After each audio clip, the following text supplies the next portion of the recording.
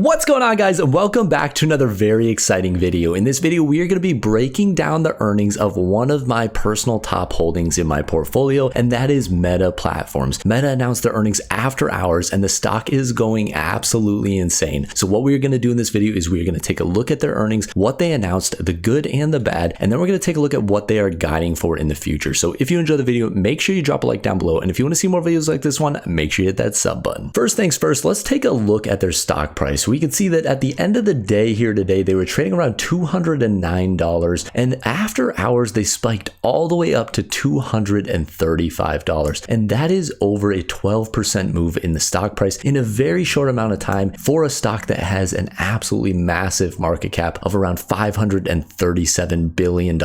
And one of the main drivers of this large jump in the stock price is that for the first time in the last 4 quarters, Meta has announced that their revenue has increased year over year. And we can see the revenue numbers represented here on their website. For 2023 Q1, they announced $28.6 billion in revenue. For Q1 of 2022, they announced $27.9 billion in revenue. So that is a change of 3% year over year. And 3% is not a very dramatic increase, but when you adjust that for a constant currency basis, it is actually 6% year over year. And when we look at Meta's revenue graphically, we can see why investors may have started to get worried. We see last June that they had almost a decline of revenue year over year by 1%. In the September quarter, we see that the decline was around 4.5%. And then in December, they saw another 4.5% decline in revenue year over year. Also in Q1, Meta saw their operating margin fall from 31% in 2022 down to 25% in 2023. Along with their operating margin falling, their EPS also fell from $2.72 in 2022 to $2.20 in 2023. And that is a 19% decline in EPS year over year. However, just purely looking at their operating margin and their EPS does not paint the full picture. Meta also incurred restructuring charges against their family of apps segment of $934 million and their Reality Labs segment for $210 million.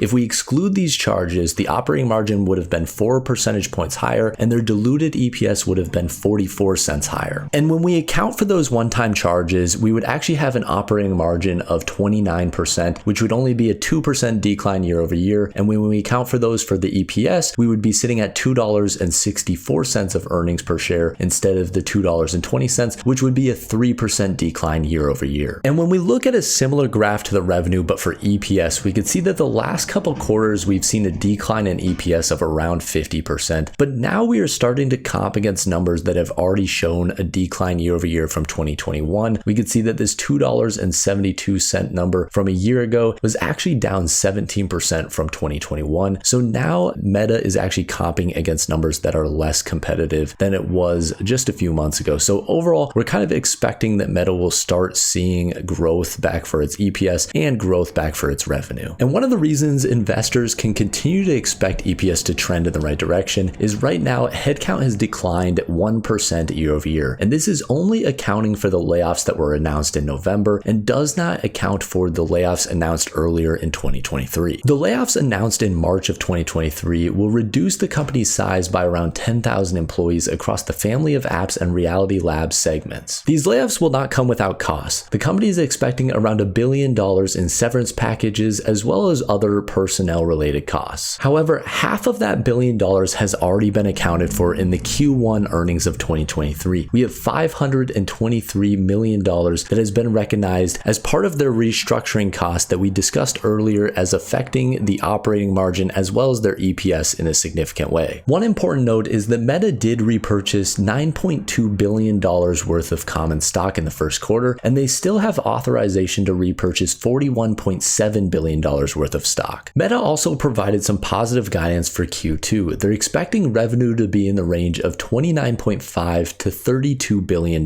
This is much higher than the average revenue estimate for analysts of $27.65 billion.